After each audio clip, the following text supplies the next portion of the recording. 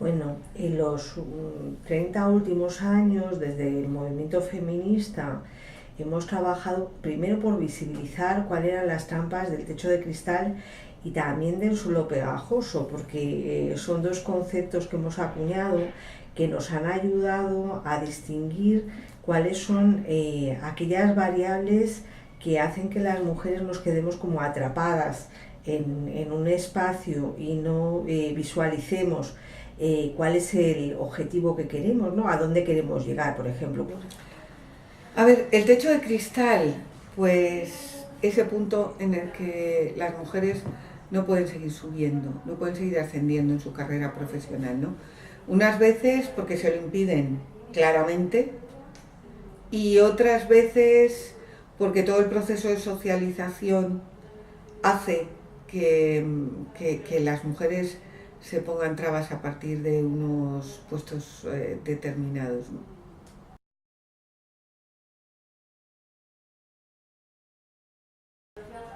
Pues feminismo es un movimiento social y político que lucha por la igualdad de derechos y de libertades para mujeres y para hombres.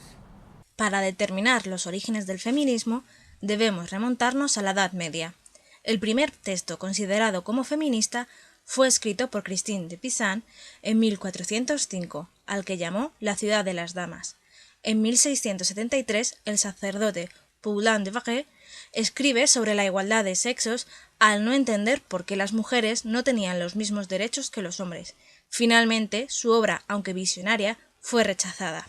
En 1792, Mary Wollstonecraft publica Vindicación de los derechos de la mujer, obra que junto a la Declaración de los Derechos de la Mujer y la Ciudadana, escrita por Olympia de George, como respuesta al texto elaborado en la Revolución Francesa que excluía a las mujeres de la vida pública, han servido como referente al resto de generaciones venideras. La primera ola del feminismo se sitúa a finales del siglo XIX y principios del XX, siendo su mayor logro el derecho del sufragio femenino. La obra más representativa de esta etapa es la Declaración de Seneca Falls, documento donde denunciaban las restricciones a las que estaban sometidas las mujeres y que fue firmado por los hombres y mujeres asistentes a la convención. La segunda ola fue la del feminismo liberal sufragista. Apareció en los años 60 del siglo XX y se centra principalmente en el derecho a la educación y a la liberación de la mujer. La autora que más destaca en esta ola es Simone de Beauvoir, cuando en 1949 escribe El segundo sexo. En esta ola comienzan los análisis sobre el techo de cristal y el patriarcado. La tercera ola comienza en los años 90 y se extiende hasta la actualidad. El movimiento surge al percibir los fallos cometidos en la segunda ola. De este modo, comienzan el análisis de los estereotipos, la visión de que no solo existe un tipo de mujer, se replantean la sexualidad femenina y el género que se recogen en la teoría queer, donde además encontramos las ideas de la identidad sexual y la orientación sexual.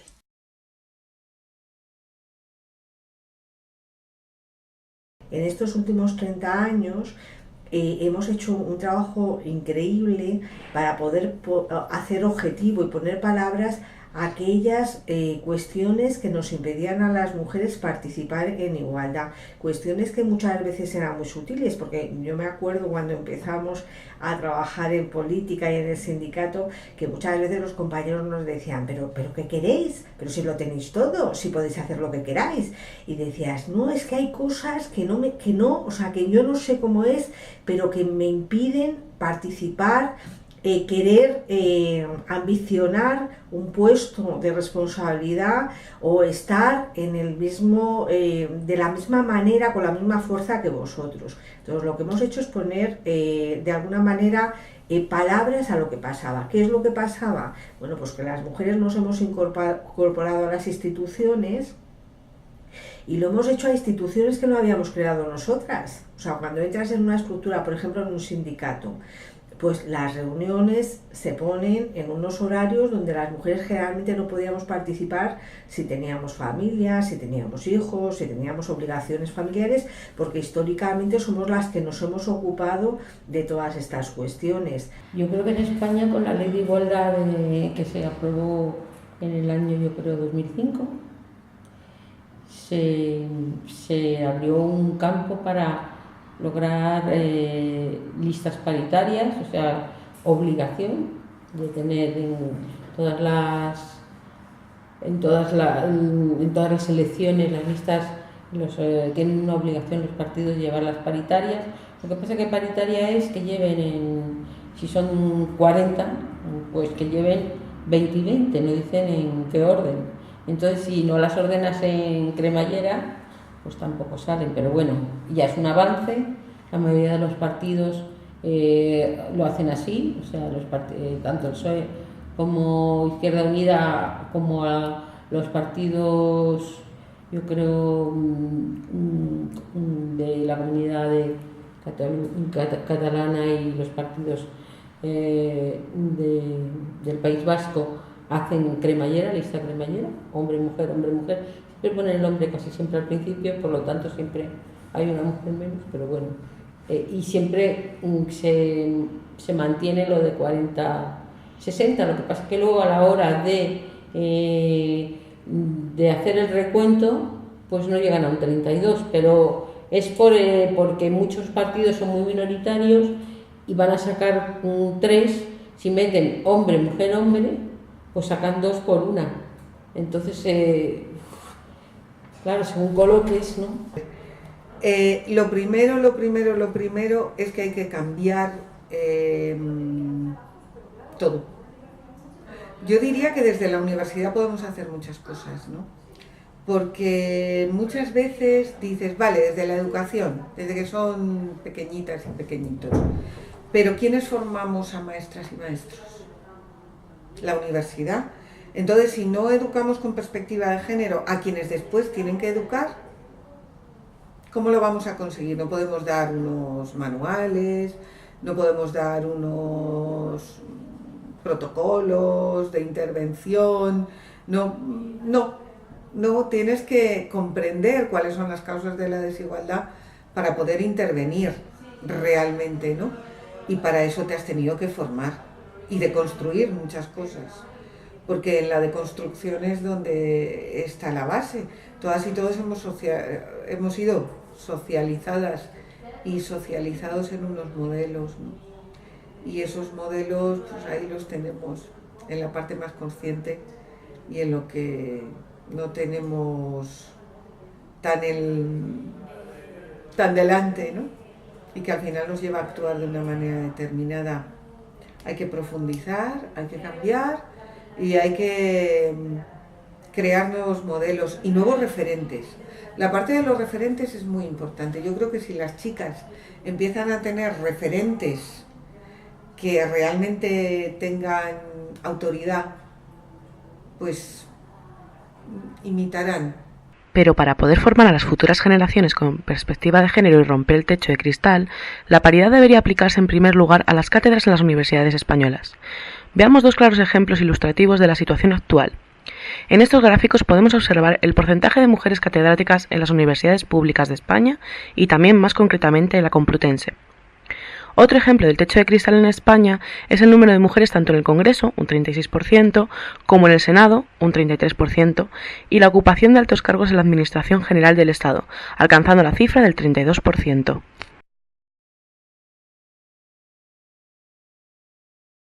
Pues en Europa el techo de cristal en política para las mujeres es muy parecido a otros países. Es más, incluso el porcentaje de mujeres que están en altos cargos políticos en Europa es casi más bajo que en países como por ejemplo América Latina. Hay casi el mismo número de mujeres primeros ministras serían en Europa que en países como de Latinoamérica como Chile, Argentina, incluso Brasil, países que pensamos que son en vías de desarrollo y sin embargo tienen un porcentaje de ministras y de presidentas del gobierno igual o más alto incluso que en Europa, porque más o menos dependiendo del tipo de país, pero los países europeos suelen tener están entre un 20% más o menos de mujeres en altos cargos políticos, ministerios, etcétera. Incluso en algunos países es mucho más baja, o sea, llega al 18, una cosa así. Claro, hay grandes diferencias. Los países nórdicos, como Suecia o Noruega o Dinamarca, pues tienen casi el 50% de las mujeres como ministras, y en países como Italia o España estamos alrededor del 20-22%, algún año podemos llegar al 30%, pero no mucho más, ¿no? Entonces, claro, hay grandes diferencias que luego hacen que el porcentaje baje también por países del este, por ejemplo, pues, por ejemplo, Rumanía, donde hay grandes diferencias, y el techo de cristal, pues evidentemente es mucho más evidente, ¿no?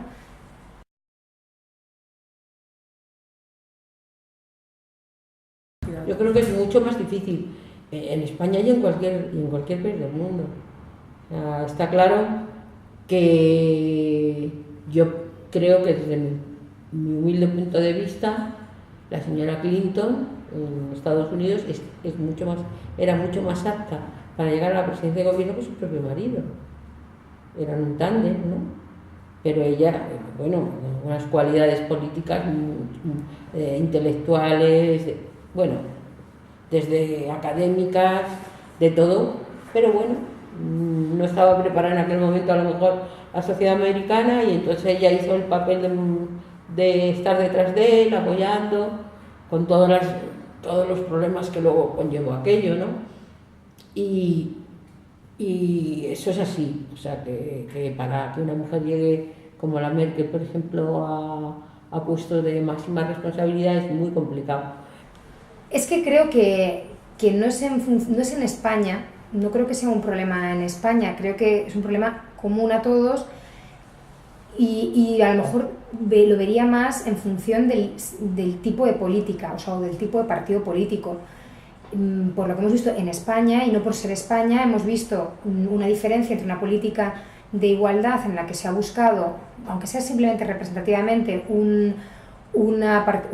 digamos, una igualdad en los cargos en cuanto a ministros y ministras, por ejemplo con el gobierno de Rodríguez Zapatero, que se intentó hacer una ley de igualdad que bueno, aunque fuera simplemente desde como fachada, porque podríamos decir que es casi una fachada, ¿no? Pero bueno, creo que es importante que se vea, o sea, la visibilidad, que un gobierno tenga 50% de hombres, 50% de mujeres en sus ministros, ¿no? Y ministras, pues evidentemente eso ya dice algo es una declaración de intenciones en todo caso. Esto con el actual gobierno pues ha cambiado, ¿no?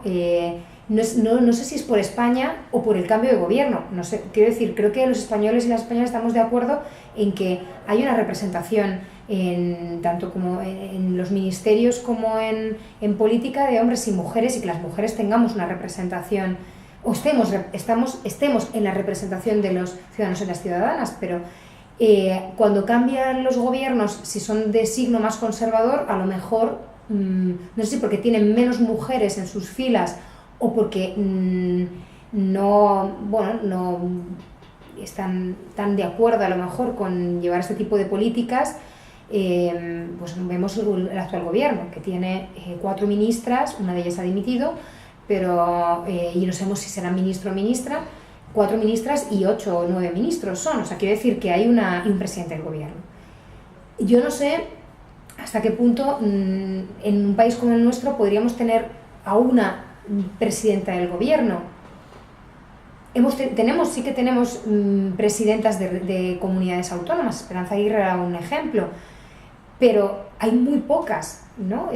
Si vamos viendo las 17 comunidades autónomas, pues es que actualmente en Andalucía, por dimisión del anterior presidente de Andalucía, ahora es una mujer, pero es que si vamos viendo, creo que son todos hombres. Entonces, no sé hasta qué punto veríamos, por ejemplo, una presidenta del gobierno en España, ¿no?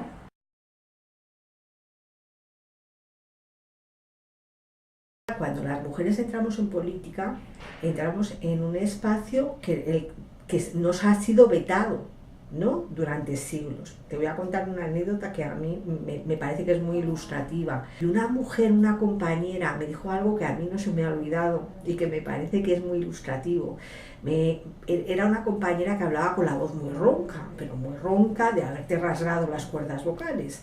Y le digo, ¿por qué te expresas así? Y me dijo, mira, yo cuando entré en el sindicato me di cuenta de que para que te escucharan tú tenías que hacer como un hombre, tenías que poner la voz ronca, ponerte fuerte, decir compañeros, porque si tú hablabas como una mujer, tú hablas como, ¿no? Como te expresas, bueno, hay mujeres que son más contundentes y mujeres menos contundentes, pero en este caso concreto la compañera era una compañera, bueno, pues que tenía una manera muy dialogante de hablar. Entonces no me escuchaban. Entonces yo casi me transformé para conseguir que me hicieran caso. ¿Por qué? Pues porque valoran, ¿no?, aquellas actitudes que de alguna manera pertenecen a un perfil de líder que es muy masculino, que sea fuerte, que sea bronco, que dé un puñetazo en la mesa, que no dude, que no pida consenso, que esto es lo que se valoraba. Las cosas han ido cambiando. Esto expresa por qué las mujeres que han llegado al poder están tan masculinizadas. Primero porque han necesitado el apoyo de un equipo de hombres, porque si no es muy difícil. Y segundo porque tienen que hacer una política muy masculinizada, porque si no, no son reconocidas.